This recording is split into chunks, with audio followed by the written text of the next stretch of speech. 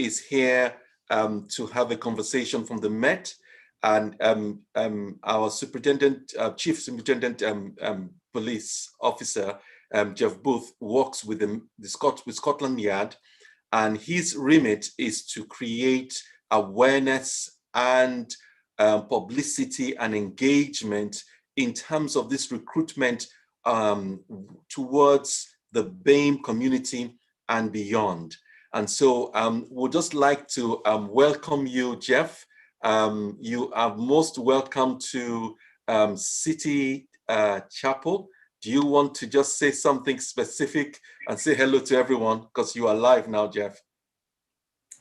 So good morning, and thank you, Jonathan, for the opportunity to speak to everybody. It's a real pleasure to have the opportunity. As Jonathan has said, I work for the Metropolitan Police.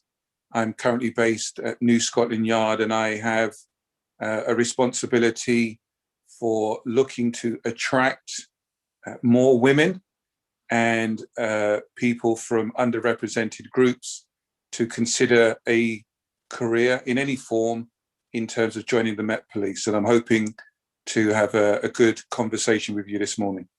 Thank you.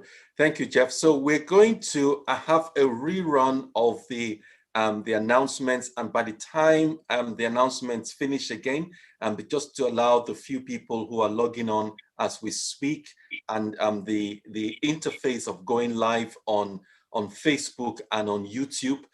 Lots of people more people watch us on Facebook and on YouTube than log in onto Zoom. So we just want to welcome everybody. And so I'm going to ask the media team to do a rerun of the adverts, and then we are going to start with the conversation. And all those who have questions, please get ready, because Jeff has come loaded to answer your questions, and he's here with his wonderful colleague Grace, and she is going to be she's in charge of the outreach, and so we'll be introducing her when we come back in a moment. Thank you, Jeff. Thank you.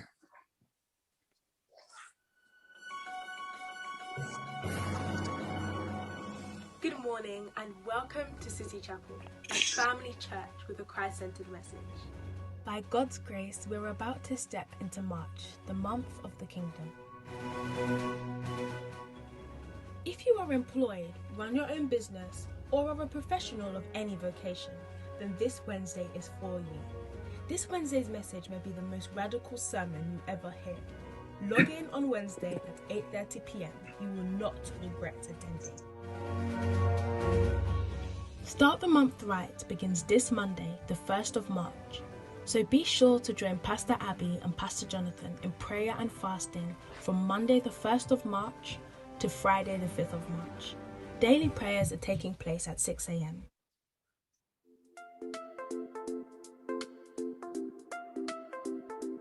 Hi, my name is Runke Ogulano.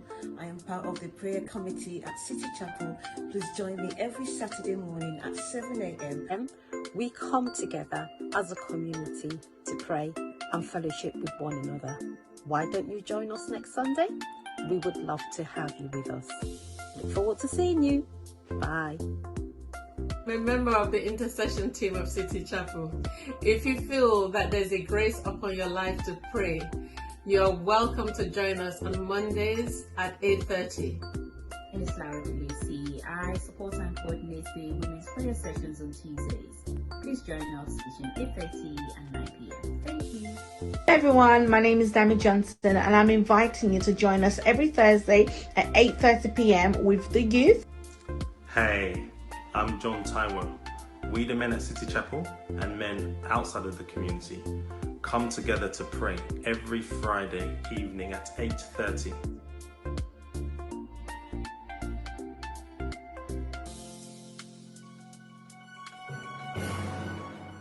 Children's Church begins immediately after the adult service. For any questions or follow-up on anything in the service, or for prayers and counselling, call or text the number 07429 379 777.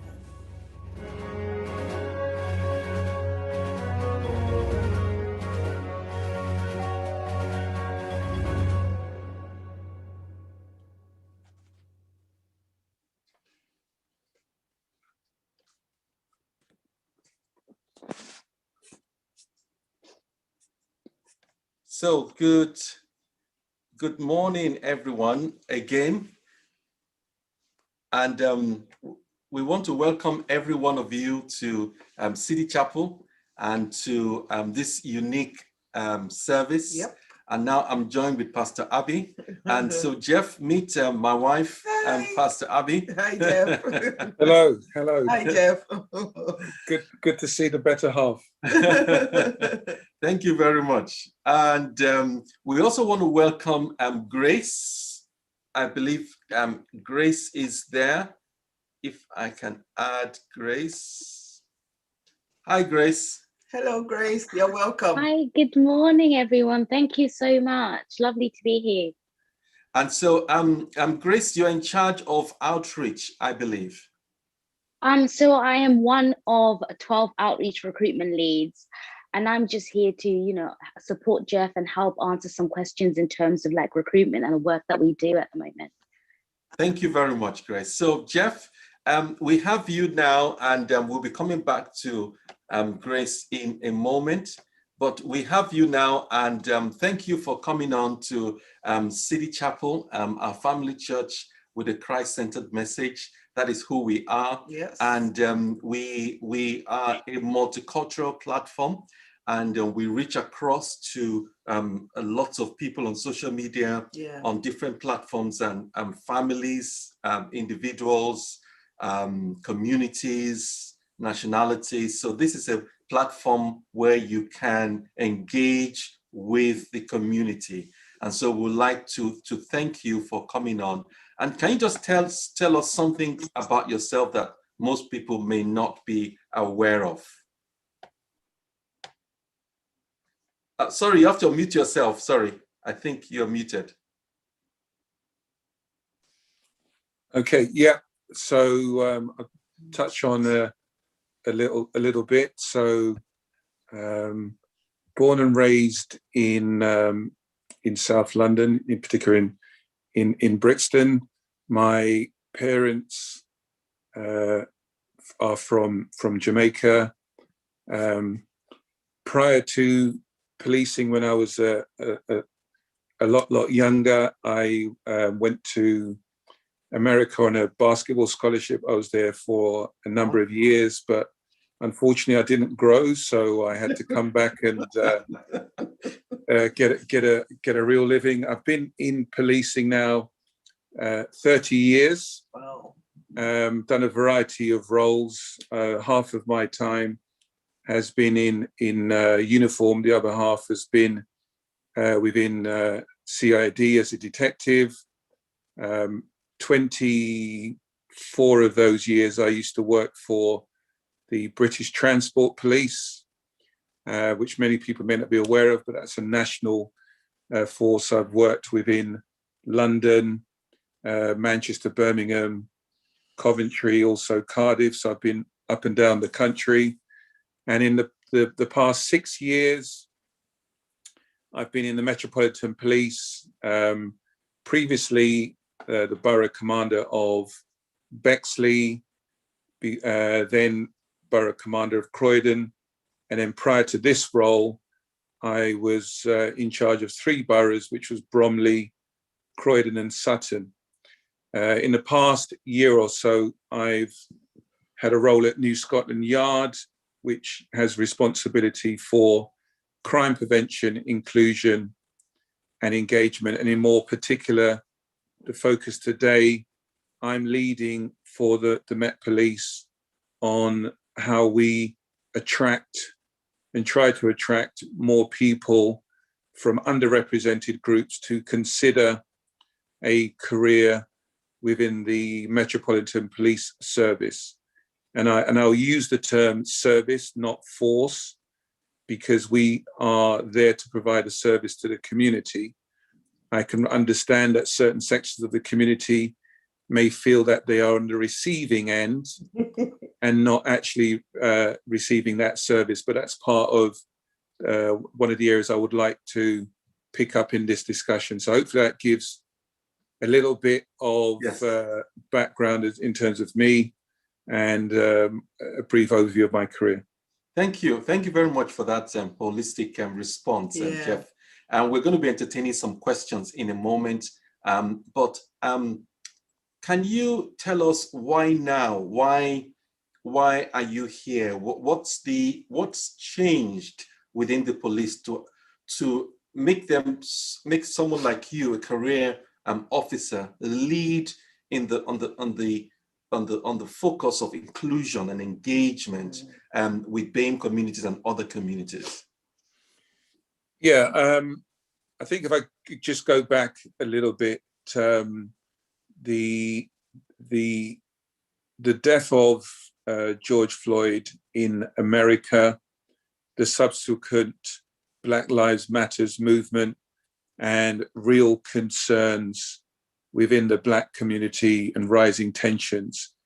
I took responsibility for forming a number of focus groups with external partners. And one of the groups that we formed was a strategic faith group, which you kindly came along to. And for me, it was about, quite often we've been talking about community engagement for quite some time, but I don't think we've made the type of inroads that we should have been. So one of the key things that I was looking to do was to reach out to key community leaders, key leaders within the faith forum that I could regularly have conversations with and seek their views as to what is the current view of the community and how we can work together. Because for me, if you look at the health service, if you look at education, and you look at the policing service, these are things which we, as the Black community, should have confidence in. And I recognize that within the policing service, there is a continual erosion of that confidence. So for me, it was like, what can I do within my role, within my position, by working with key partners like yourself, Jonathan, to try to address some of these concerns? Okay. Thank you very much for that. And I know that part of the key focus in this recruitment drive is women, but we have a number of young men that want to step in first and ask a few questions. And I think John is on the line, and John Taiwo, if you ask your first question, and then if there's any other person that may want to ask a question, please feel free to tell us who they are so we can add them. Okay. Thank you for your time, Jeff. Really appreciate you coming on here to help engage and just make us aware that there is such an opportunity for young Black men and women. My first question really is about understanding why would young Black men or women want to join an institution, or as you said, a service that hasn't historically favored us? Okay, so one of the things that I say to people is, if you want to bring about change, if you're not happy about the way that things are doing, is what personal responsibility are you yourself going to take? And it's, I kind of use the term, be the change that you want to see. And if we stand by and expect others to make the changes on our behalf, it will take a long, long time. And only by having more representation, more diversity in terms of gender, ethnicity, and also ways of thinking, will we be able to have a service that delivers what we all want. We all, and I've looked at City Chapel, one of the key things that really struck me was about the sense of belonging. Even if you don't believe, and even if you don't currently behave in the way that would be expected, it's about that sense of belonging. And if you don't have a police service that you have confidence in, then there is this them and us divide. So for me, it's about people being brave enough to say, I want to be a part of that change. And if I want to see that change, is to have the courage to step up and say, I'm going to play my part because I'm looking to provide a service to my family and the wider community. And that for me is the kind of mindset I'm looking for people who want to join the organization. Thank you. Thank you. John, just before you, I just want to say to the audience, for those that are watching on Facebook, on YouTube, and those who are on Zoom, please share this link with trusted, don't share the password on social media, but please share the link so other people can listen in live.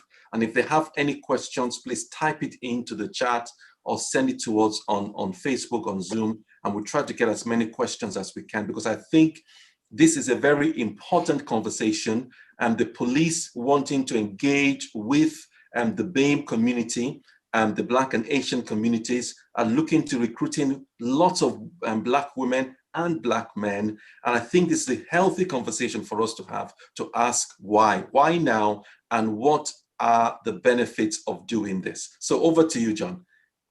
Okay, if I can bring in another person here.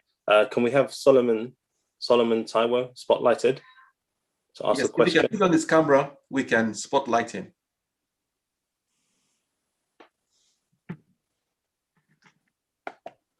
Good morning, Jeff. Thanks a lot for coming on. Good morning, guys. My question would be, what culture changes have taken place in the police force to make it comfortable for a Black man or woman to take part in this change? It's a very, very, very good question. There is a lot going on, and I'll touch on some of those things. But I'd also say there is still a lot more work that needs to be done. But by having more diverse representation, that will start to accelerate things. So at the moment, within the organization itself, there is a recognition that for quite some time that the staff that actually work within the organization, their voice wasn't being heard. So they're starting to hold what they call more listening circles, where officers and staff are coming forward. They have forums where their views are being expressed. Those views are being listened to by senior officers within the organization. And there is an adjustment and a change in some of the approaches that are taking place. We have a number of what we call staff support associations that represent the views of staff within the organization, and they are there then to act as critical friends to bring about a change in viewpoints.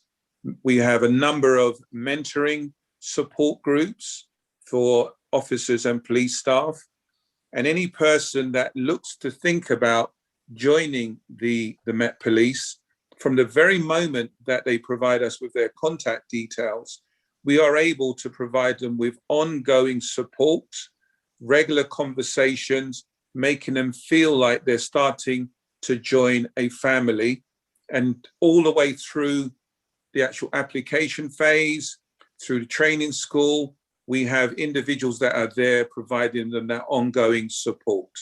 So there are lots of things that are happening that are changing the way, but one of the challenges that we have is we are not great at communicating that. We're not great at letting people know that all the things that we are doing. And in particular for women, we have a new scheme which is called Met Baby, which is about how we support women who have children and have concerns about can they balance that work-life balance. So we're looking at all types of things to make the experience of working in the organization as profitable as possible. Thank you for that, Jeff. Solomon, do you have any other question you want to ask? No, I'm good for now. If I think of anything, I'll come back on. Okay, thank you. But what I will say, Solomon, is this. I'm not here to tell you that everything is rosy in the garden. There are many areas that we still need to improve upon. but you tell me any organization that is perfect and you point me in that direction. It's about being able to recognize that there is work to do and then saying, okay, what we're going to do collectively to improve that. Brilliant. Thank you. Thank you, Jeff. Do you have any other question you want to ask, John? There are other questions, but there's actually quite a good question that was sent into the chat. Okay. If I may read that. Yes, please. The question is, how does a Black or BAME person going up in their career deal with the feeling or occasional accusation that their selection is based on positive discrimination rather than personal competence? Should I read that again? No, it's fine. No, it's fine. That's a very good question. It is. Well, I think it boils down to the individual, and secondly, what the organization can do to support people. So, for example, I'm a chief superintendent within the Met, and if those of you that are not aware of the rank structure, so you will start off as a police constable or a detective constable, then you go to sergeant, then you go to inspector, then you go to chief inspector, then you go to superintendent, then you go to chief superintendent. That's the level that I am now. I am confident in my own mind that I am competent and capable in my role because I've been able to demonstrate my ability, not because of the color of my skin, but because of my ability to do the role. Anybody that wants to challenge me to say, you've only got there because of the color of your skin, I can say with confidence, I can demonstrate that I'm confident to get to do the job. So I'm not worried about what somebody says. I think there's an expression, it doesn't make a difference what somebody calls you, it's what you answer to. I do not worry about what someone else's opinion is because I have confidence in my own ability, and I have that confidence through hard work and being able to demonstrate what I've done. Some people need support networks, and I've been fortunate enough to have mentors and coaches that have been able to help me through my journey. I have not got to my level, and I'm not saying it's any great shakes to say I've got to where I've got to, but nobody gets to where they get to without support. So it's about having the right support networks around you, encouraging you to ensure that you get to where you want to get to. Thank you for that, Jeff. Another question, just quickly. What are the biggest challenges you faced as a Black man in the service, and how have you been able to overcome them? I think the biggest challenge is remaining true to myself and recognizing that as important as policing is, it's a vocation, it's not a job, it's a way of life. But for me, is getting the work-life, family life balance right, because the job can be very, very demanding. It can be consuming in terms of the amount of time that you put into it, because you are providing a service, you are doing things for the community. But for me, I've also got to remember that I've got a family, and I've also got to spend my time and provide my support to my own family. That's one thing that without that grounding, without that background, without that baseline support, you can't go any further. So the biggest challenge for me has been that work-life balance as I've gone on in terms of my years and experience. I've got better in that area, but it's one of those things that you learn over time. And it goes back to the point I made before. If you've got the right support network around you, they will help you in those decisions. Thank you for that, Jeff. I've got another question from a young man called Peter. Can we have him spotlighted, please?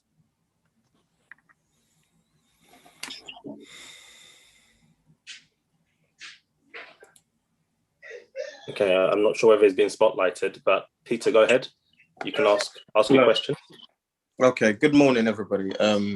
Good morning, Chief Superintendent. I mean, it's a very, very interesting conversation, and this has been a long time coming. I'm very mindful sometimes that as a community, we're very reactive. So it's taken the death of an individual before we realize that we need representation. I mean, what one of my questions is this going to be one of those things that fizzles out over a period of time? Almost like the Black Lives Matter thing. It's not necessarily being spoken about at the moment. And then a follow-on question from that is, the police is not, it's not an attractive, the service is not an attractive career path. What is changing at the moment that would make it attractive for a young Black man that's being trapped by life, effectively, i.e. there's better prospects financially and all sorts in every other supposed industry? I hope my question makes sense. Yeah. Sure. Thank you, Peter. Thank you, Peter. So, what I would say is there's been, prior to George Floyd's death, there have been initiatives to bring in more diversity, but I would say they haven't been as targeted as they should have been. They haven't been as focused as they should have been. And I'm not saying that is a direct result of George Floyd. I'm just saying from my own experience and my own involvement and recently taking up this role has been a renewed effort because of the role that I now have a responsibility for. One of the key things that I've been saying to senior leaders is this cannot be seen as a quick fix.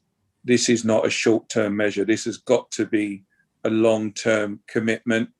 There is a lack of confidence within certain sections of the community, in particular, certain sections of the Black community.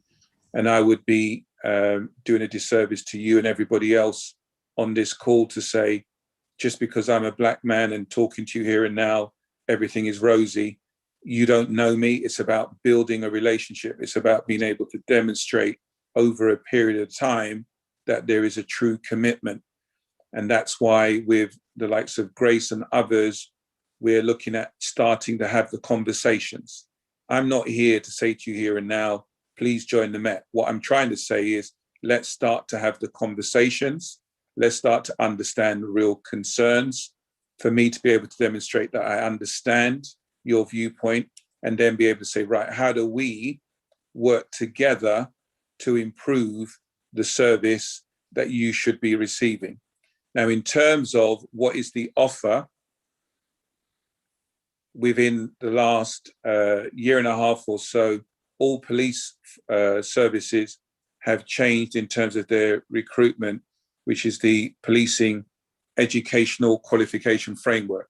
And what that means in real terms is, if you join to be a police officer, you can join to become a uniform officer, or you can join to become a detective straight away. But the way that the learning is, you will be going to university at the same time. You will be studying to get a degree. So if you imagine somebody going to university now, they're studying, and one of the big concerns they've got is the cost of trying to get a degree. We within the policing service are paying people to get a degree whilst learning to become a police officer.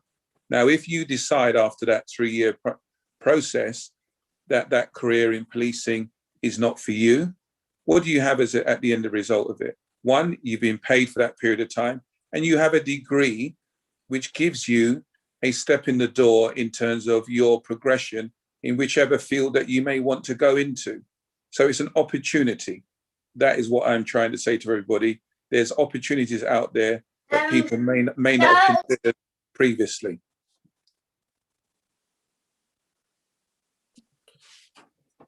Thank you for that, Jeff.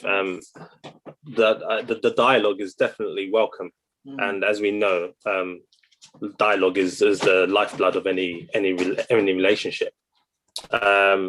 Another question, which I think is quite a good question. Well, is it related? Has he finished on? Has he answered Peter's question? Is Peter, are you happy with the question the answer? If I may ask. Thank you for that, sir. I mean, yes, I am happy with it because it is. There's no cast iron guarantee that can be given, which is, if there ever is a correct answer, that is going to be a correct answer. It's just not a cast iron guarantee. But the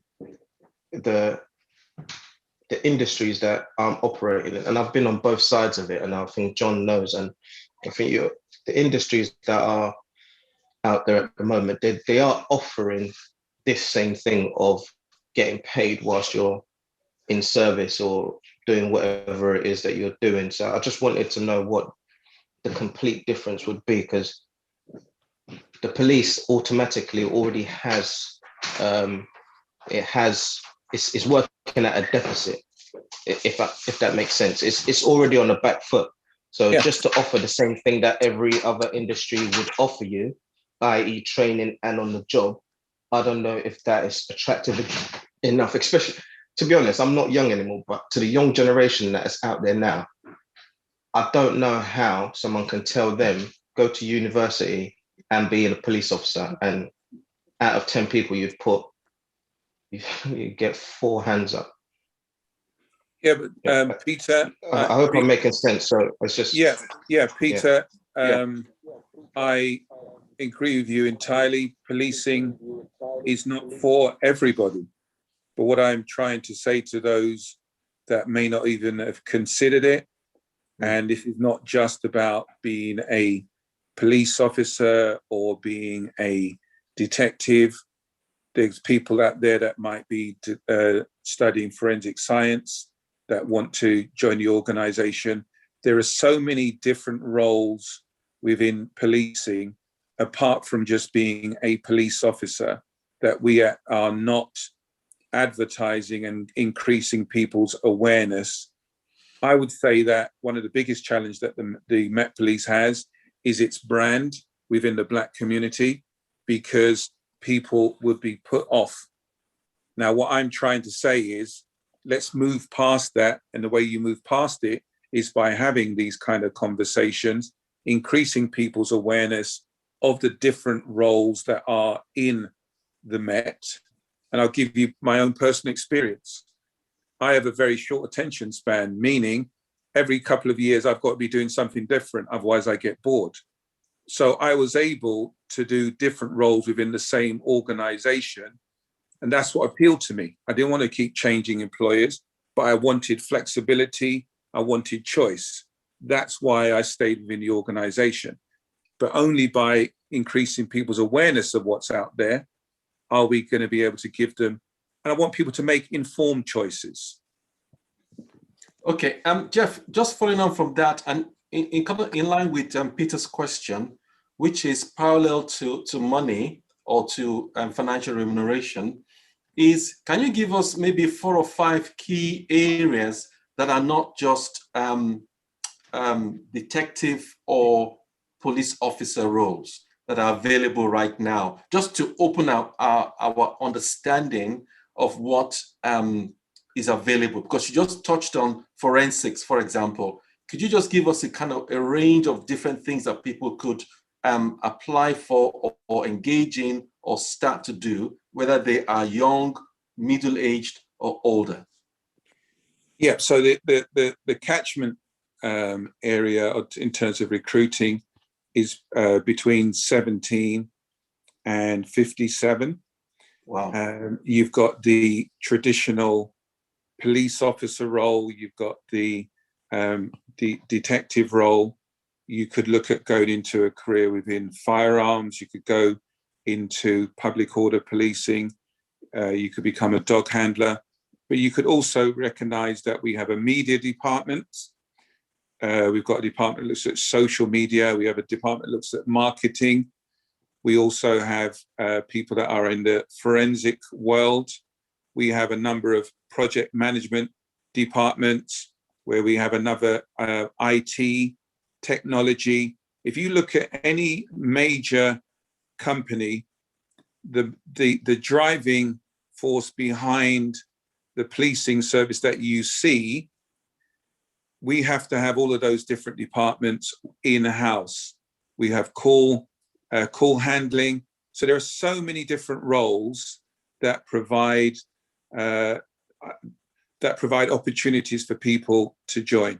And I know Grace is online. Maybe Grace might want to add any additional things that I've covered in, but there are so many different roles. I could keep going on, but that just gives you a flavor of so many different things. In addition, we have opportunities that people might want to be some of their volunteer time, where we have people that come along and volunteer. We have people that perform the role of recruit assessors. They are not police officers, but what they do is they help in terms of being part of selection panels for people that are looking to become officers. We also have a scheme for those around the age of 12 and upwards that might want to become volunteer police cadets. So we have so many different avenues where people can play a part in that policing service. Yeah, that's true actually, because last year during the lockdown, I received an email in my inbox that the police were recruiting assessors, and I was very surprised actually, because I signed up for it, and so I've been doing quite a lot of assessment for the police constables. I've been doing since October. So you're working for the police. Yeah, during the lockdown, the opportunity came, and why not? I thought, well, so yeah. So that is assessed. That's been an assessor, yeah, yes. An assessor. So Okay. So if people want to join the police force, they send us details and stuff like that. Yeah. Okay. And maybe Grace might want to come in, because this is Grace's area of expertise. Okay. Yeah, thank you. We do have like a number of different opportunities, like Jeff had mentioned, in terms of like behind the scenes type positions. So at the moment, we are recruiting for like diversity and inclusion advisor. We're also recruiting for like a call center as well, and other roles. There's some roles that are more, where you have to specialize in a particular field. However, we do have some operational roles as well. So you could actually, start as call center and then progress within your career. But if you do want, any more information in terms of the different opportunities that we have, I'm more than happy for you to contact me. I think my email address as well as my mobile number is going to be shared as well. If you're looking for police staff roles, if you just go on the Met Careers website and then you click on police staff roles, and there'll be like a list of different options that you could have a look at if you're interested. How easy is it to get in? Because I mean, my assessor bit is completely different. But for people who want to do generous, how easy is it to get in? So for the different roles, it is different process, if that makes sense. So what you'd have to do is you'd firstly complete an online application form, and then you would be invited to an assessment center where you would take part in a number of different activities and exercises, as well as competency-based interviews. So competency-based interviews are what a number of public service organizations are doing now.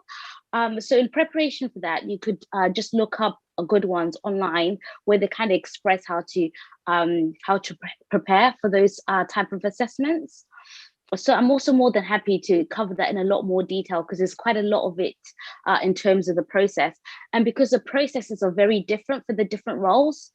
So if there's a particular role that you may be interested in, I'm happy to kind of touch up on that, if that makes sense. Thank you. Thank you very much, Grace. Thanks, Grace. Thank we you. have a few questions here. Yes. So, John, do you have any other question, or do you want to read one of the questions? So, I've got another question from Solomon. If he wants to, if you can spotlight him, please.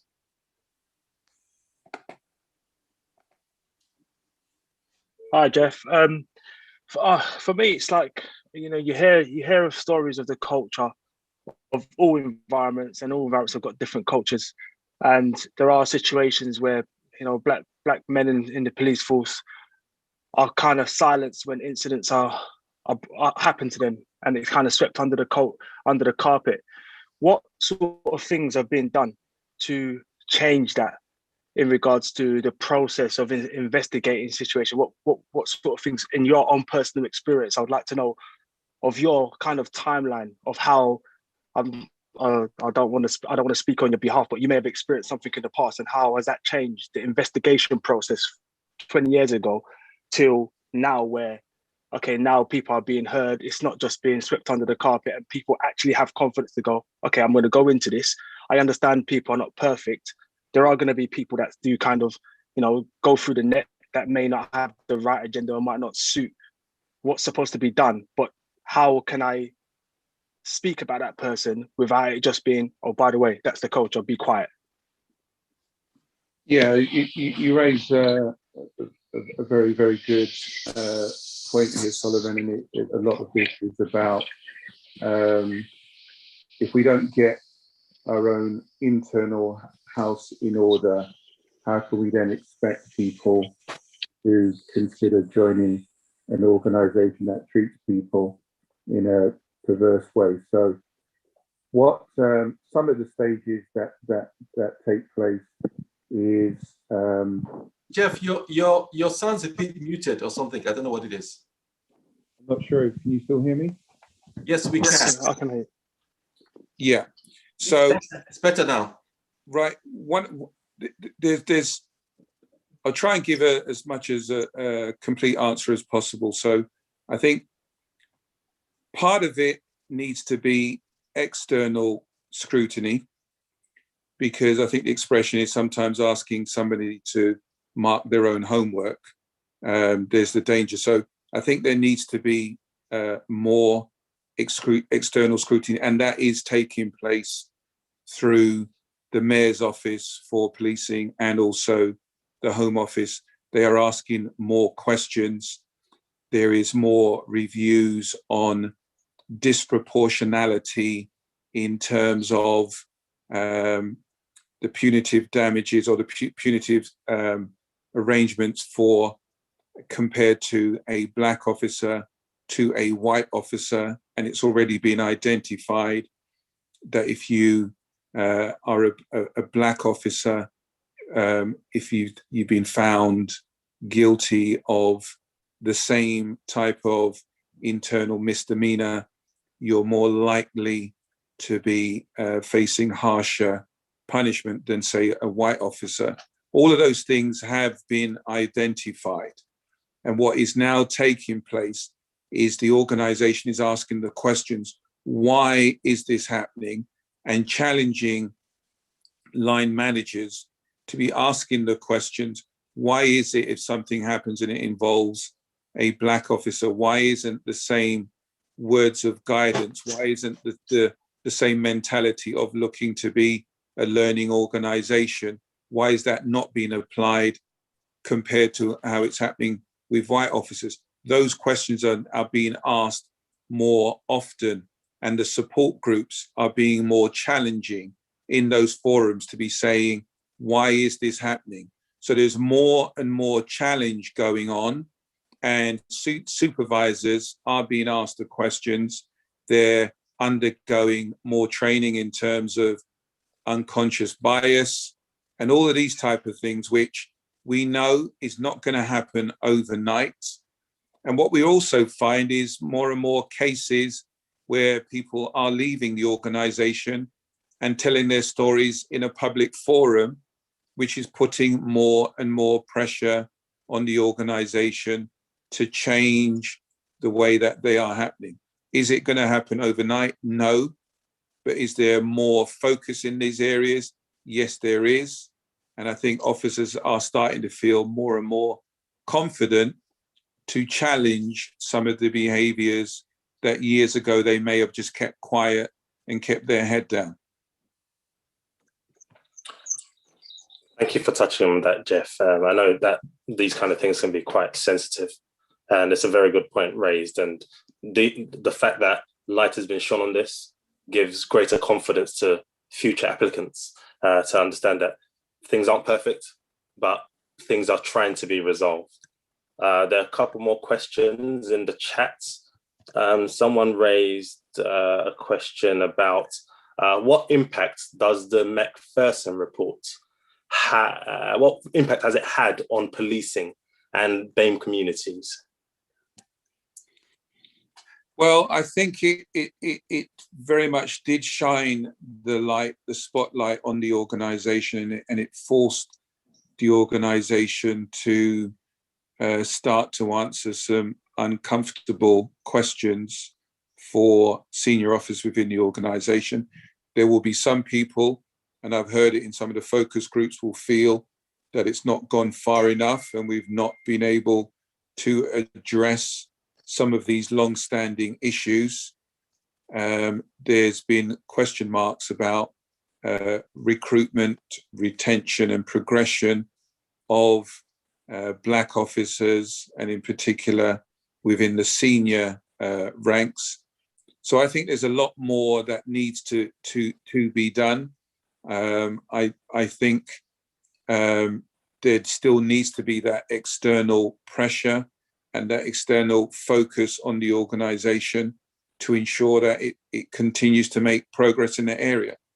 I think I would also add that in addition to the Macpherson report, there have been other reports that David Lammy has done, and then more recently the Mayor of London's action plan, which is focusing in particular on the Black community and having what he's calling external scrutiny panels for the public to have a direct access to hold the Met to account.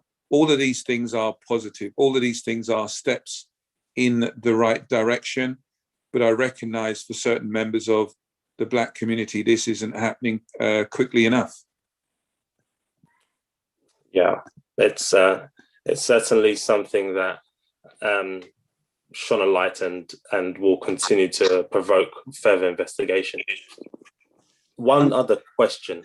Yeah, what's the question? I want to ask Jeff and Grace something very simple when it comes to women and recruiting women into the police force. And so we have a number of women in our midst here, and maybe one or two of them may want to ask one or two questions, John. So I'm just preempting them before you ask your question. I want us to address and talk to the women and find out how or what will be attractive to women to join the Met, and not just as a police officer, but in the different areas that Jeff has mentioned. So I want us to begin to tease out those that focus in a minute while you ask this last question, John. Okay. So the question is, it relates to trust. It reads, it has taken hundreds of years for the police service to sow seeds of distrust in communities. We are at a crossroads now where the national police organizations want to demonstrate trust in communities. What are they doing to repudiate the years of betrayal and abuse of trust? Well, for me, trust is linked to building relationships with people, and how you build relationships with people is by having regular dialogue, by being honest and listening to what people have got to say, even if it's conversations that people don't feel comfortable. I feel that if somebody believes that their voice is being heard and their voice is being understood, then you start to move in the right direction. Trust does not happen overnight, which is one of the reasons when I was speaking to Jonathan, I do not want this to be the first and the last conversation that I have with your group. I'm not here just to tick a box. I'm genuinely believe in what I'm doing, but the only way that I can demonstrate that I believe in what I'm doing is through consistency. I would not have been in policing for 30 years if I didn't believe in what I'm doing and in terms of the service that I'm doing. So all I say to people is work with me. It takes one step, and over a period of time, you can start to move in the right direction. And hopefully, people will start to have that trust in what I'm trying to do in partnership with Jonathan and others. Okay. We in our community we have our own police officer, Jeff, and his name is Joel Edwards. I'm going to ask him to put on his camera, and I want to ask him a question, if that's okay. Joel, are you there? Just spotlight him. No, I'm not here. Morning. Hi, morning, or afternoon. Oh, praise God. Let's go together. No, still morning. I got 6 minutes. Yes. So, Joel, while my wife looks for you on the platform here, can you tell us,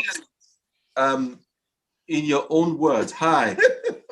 You haven't changed, Joel. So, Jeff, meet Joel. Joel, meet Jeff. I've not. Good morning. Morning.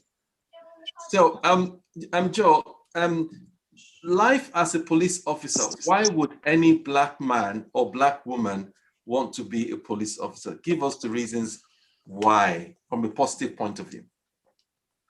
From a positive point of view, there are only positive points of view in being a police officer. There aren't any negative ones. If there were I would never encourage anyone to do something for a negative reason. So even if your reason is because you want to affect change from within, that's a positive reason. So I'd start there. Secondly, like the governor says, it's a massive organisation with a plethora of opportunity. There are so many things to do. There are so many roles to do, from, Bobby on the beat, neighbourhood policing, to pretty much all the things that you see on TV. Not all of them, some of it's rubbish. But for the most part, the framework is there. Those ideas come from somewhere. And having had those kind of exposures myself, even I, with pretty much nearly 2 decades in, every now and then I come and walk around and go, I didn't know we could do that. So, Mr. Booth is absolutely right in saying that whatever your interest is, I'd say 80 to 90%, there's somewhere in the service that can accommodate you. That's one thing. Secondly, if you love people, if you love to communicate, if you love to engage internally and externally, if you're a social person and you care about people, and that sounds really cheesy and really corny, but actually you're just not going to get another role, maybe social work, where you can impact and integrate with people from the best of society to the worst, if such a thing really exists.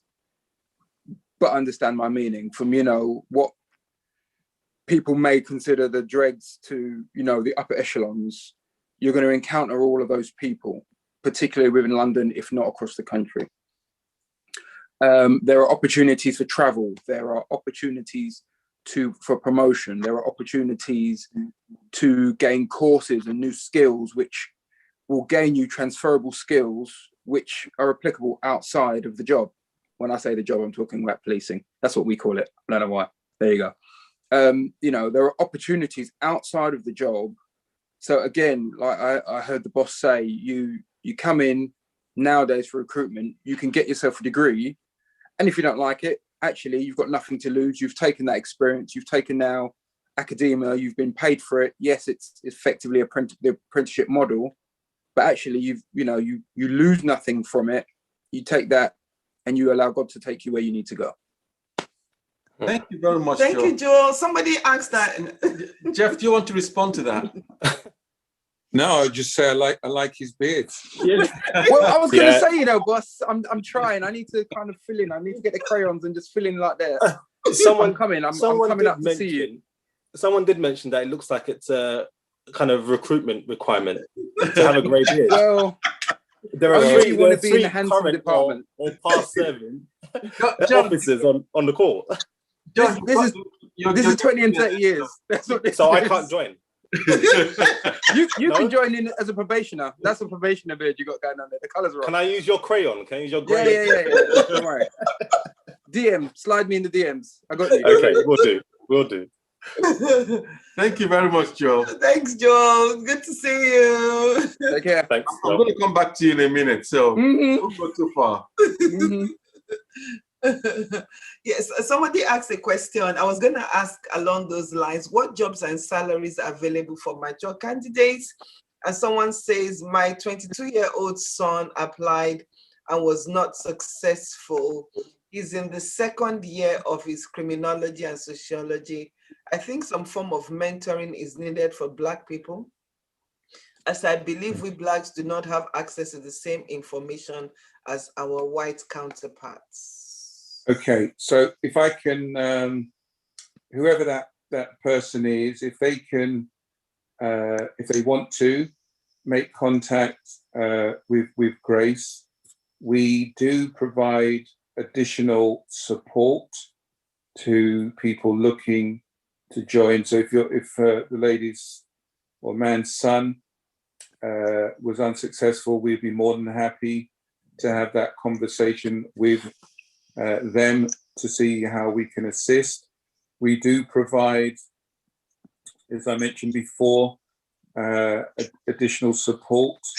So if anybody is just considering, then please feel free to make contact with Grace, and we will then make contact with you to explain in more detail the process and how we can help you through those different stages. So that support is there.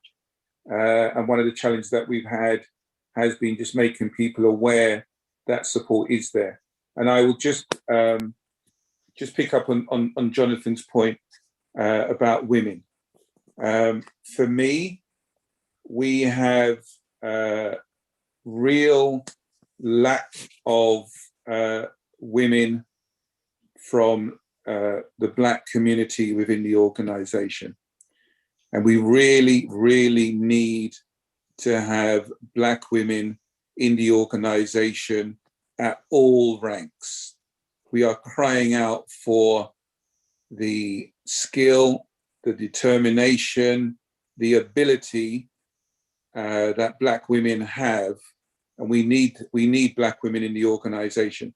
We recognize that there are challenges in terms of, for some, around childcare, but we have additional support. And I've also mentioned, and I'll reinforce it, we are recruiting from the ages of 17 to 57. It is not too late for anybody within their career. And I was joking to Jonathan that I was going to try my best to try to get his lovely wife to consider a career change in joining the organization, because these opportunities are out there. We need your skills and ability, and we want you, even if you never thought about it, to consider a career. And even if you want to have offline conversations, we can even have another focus group where it will be just women, and we'll get other women to be talking about their journey, what it's like in the organization. We'd be more than happy to do that. Well, my wife has one foot in the door already, so we'll have more offline conversations along those lines. I think Shola Alabi has one question that she wants to ask, if she's on. John, I'm just going to switch with Shola, if you don't mind. Okay. So if we can find Shola Alabi. I'm here. It's the lady with the red hair. The picture. Good morning. Actually, good afternoon now. It's just gone past 12.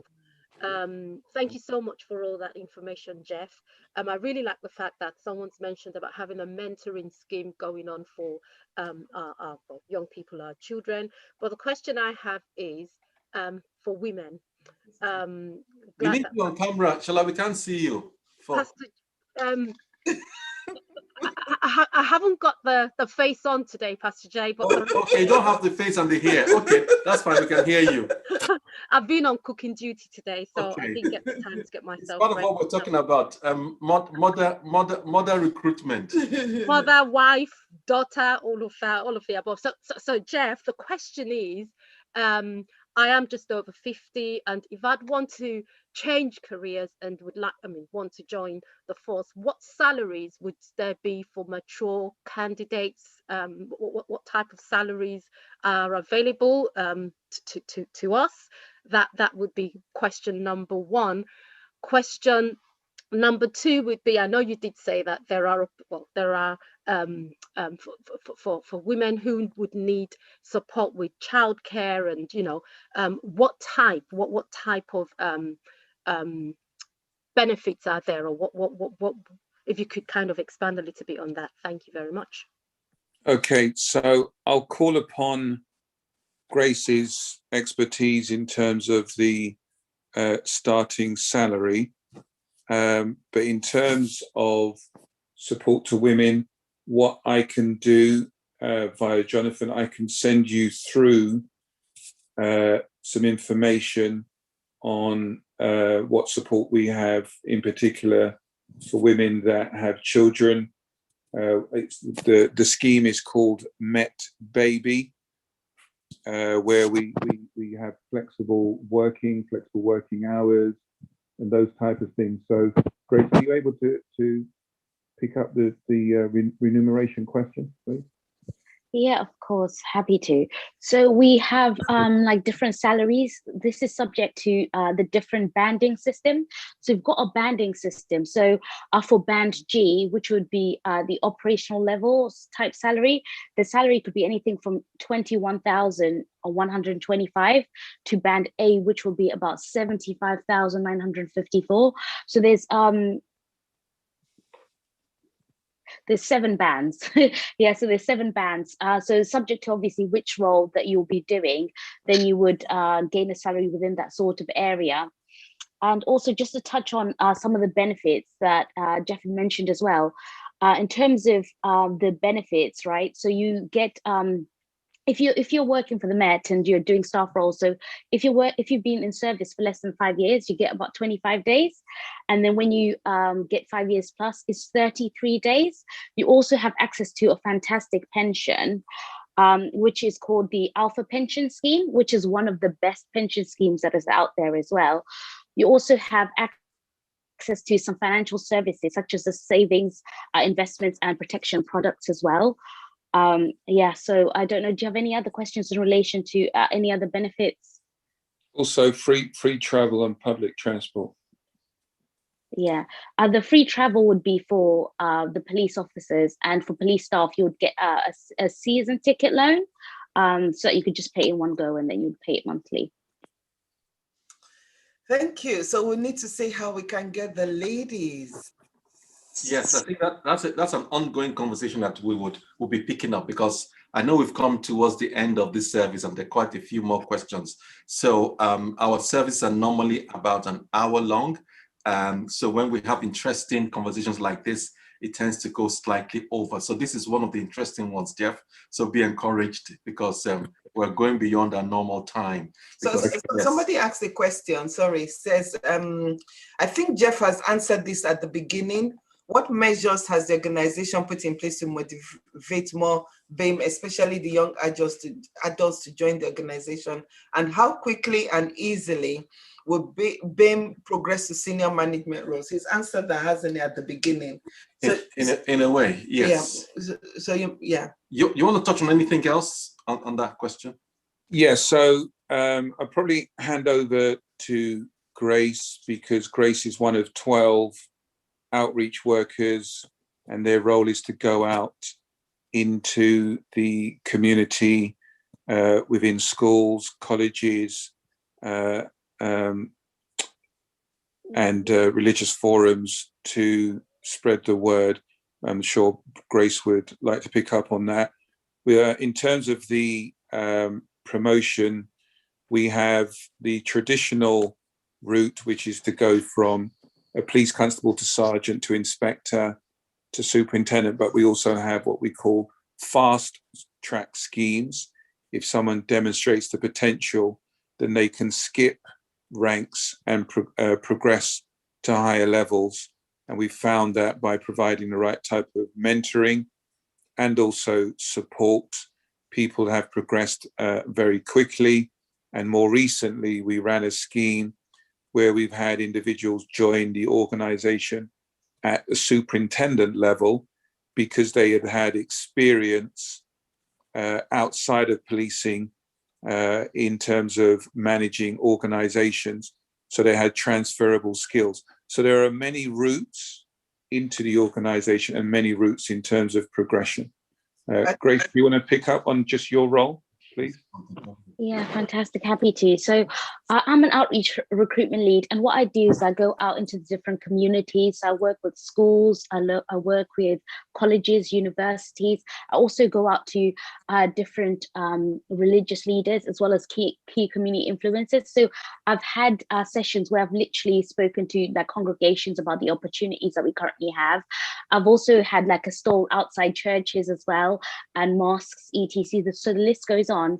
And I'm happy to for people to contact me if they actually want me to maybe come and speak at their particular community groups or their particular schools and stuff like that. I'm more than happy to do that. And what we do is we are trying to liaise with the and engage the hard to reach communities and just tell them about the different opportunities. Also, we've got like a number of different mentoring programs that Jeff had mentioned, particularly for those that are actually going through the process. There's a new scheme called Frontline Friends, which will basically help those new recruits ensure that, you know, they are getting the best possible preparation, and they're also getting the best possible support whilst going through the process. And then once they join, they'll also, there's a buddy system in where they will get a mentor who'll be supporting them once they are actually in the system, just to make sure they're happy, they're comfortable, and make them feel like they're part of the family as well. Thank you very much, Grace. Thank you. I'm going to ask Chike to put up the contact details again. So the person whose son applied and couldn't was not successful, please take a screenshot. Anybody on social media right now, could you please take a screenshot of this number and email Grace directly, and just reference City Chapel in this conversation, because I'm sure that she'll be able to pick up your email and inquiries pretty quickly. I want to say that we are going to keep on having this conversation, and I must say that the Met have engaged with a number of us religious leaders.